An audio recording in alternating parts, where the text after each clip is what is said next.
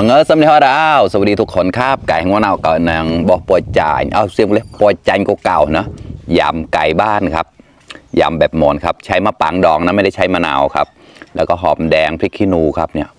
ปอยแล้วก็ปล่อยไม่ได้แจกปลายเก่าๆแล้วก็ยี่ก็ตายมันจอดกันไปคุณเชียนกับมันจอดนะมาครับแต่ตอนนี้ก่อนหนึ่งเราแควปีตะขาดนี่นะแกงขี้เหล็กครับสดสินะแควประขาดแต่ดาดนะ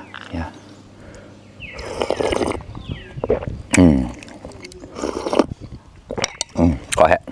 nó chia cái tàu là ta cái nó lấy chia đi phải đời lại đời trẻ của một taoนะเล็กเป็นสมฮอตก็ตั้งตัวหนกๆแล้วนะฝากกดไลค์กดแชร์ด้วยนะครับเพื่อนๆมาเลยครับได้มาเต็มถาดเลยครับกล่อเสียแล้วมาครับเดี๋ยวเจ็บจำลังแกลนะมาคำโตโต้หมอกตุ๊ดตุ๊ด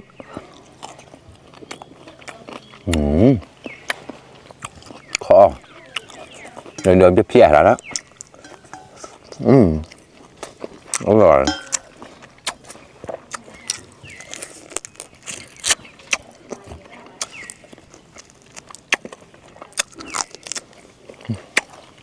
อร่อยมากปะ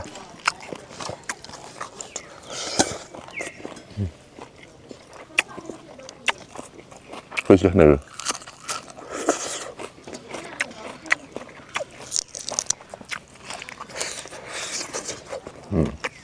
นี่อย่างเดียว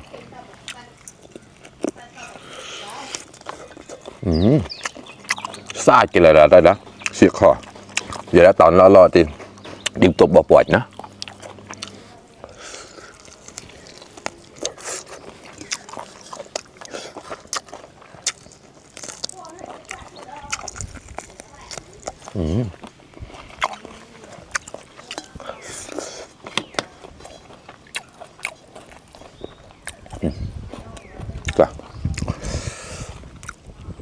กรอบมาครับมาครับอยากกินยำแห้งๆนะครับทุกครั้งจะต้มยำแต่รอบนี้เอาแบบแห้งๆครับเรดวอติบปัวเฉียปะนาวก็ดีมันก็เฉียบไปละหอมรอติเก่าๆแล้วนะเนี่ยชิ้นโตๆแบบนี้เลยครับมาครับเพื่อนๆคำโตๆหมอกโตๆแล้วตาหนุ่ม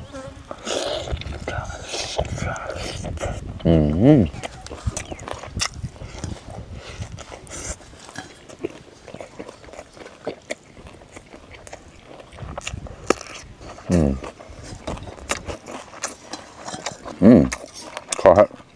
ก็กูเสียบ้างกำจัดอะไรเรียกป่ะมากินข้าวด้วยกันครับเพื่อนๆมาครับคำโต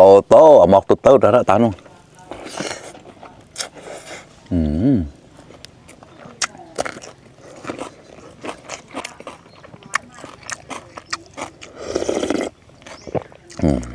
แบบขาดขอบมาแล้วแกงขี้เหล็กอร่อยมากครับ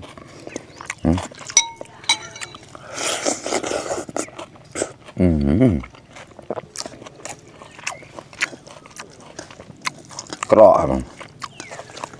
จุดเปลือกแกะปลาทูนะ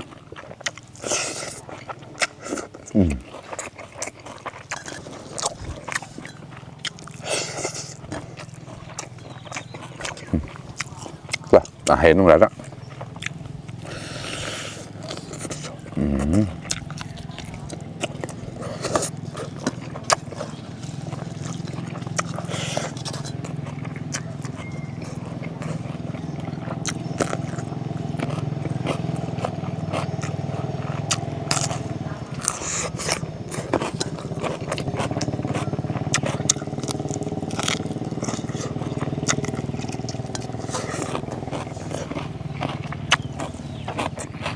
ตามไม่ได้ตามใจกว้านเลย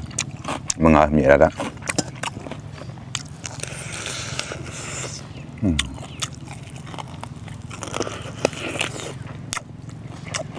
สลากคงอยู่แล้วแต่เห็นนะ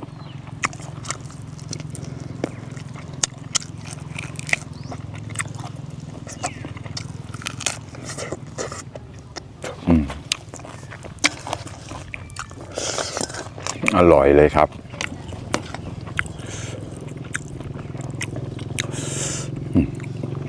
กว่าแล้วกว่าปล่อยแล้วก็จะปลายหนึ่งโดนเพียบแย่แล้วนะเสียมาครับนี่ก็cái xiêmปล่อยผมนักกำที่ชื่อของเขาไม่นี่แล้วนะก็ผมอีกลายดังเงยตีนี่บ่ปล่อยสินะ นี่ปอดปะนะเอาวนมันนะอยากก็จะมันกี่เชียเลยปอดบอดมาวอได้ปะนาวก็ได้เชียปะนาวมาต่อนะ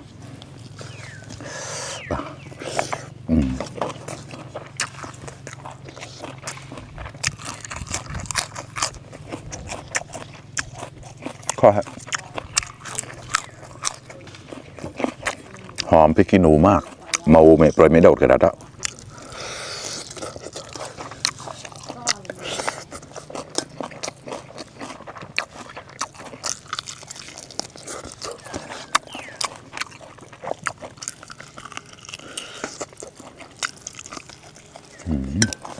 เห็นมาเห็นแล้ว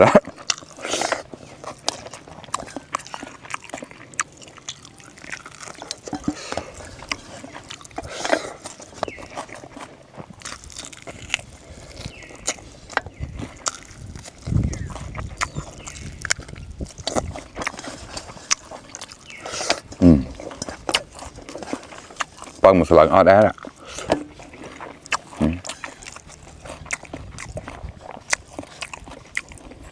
เสียเยอะนะ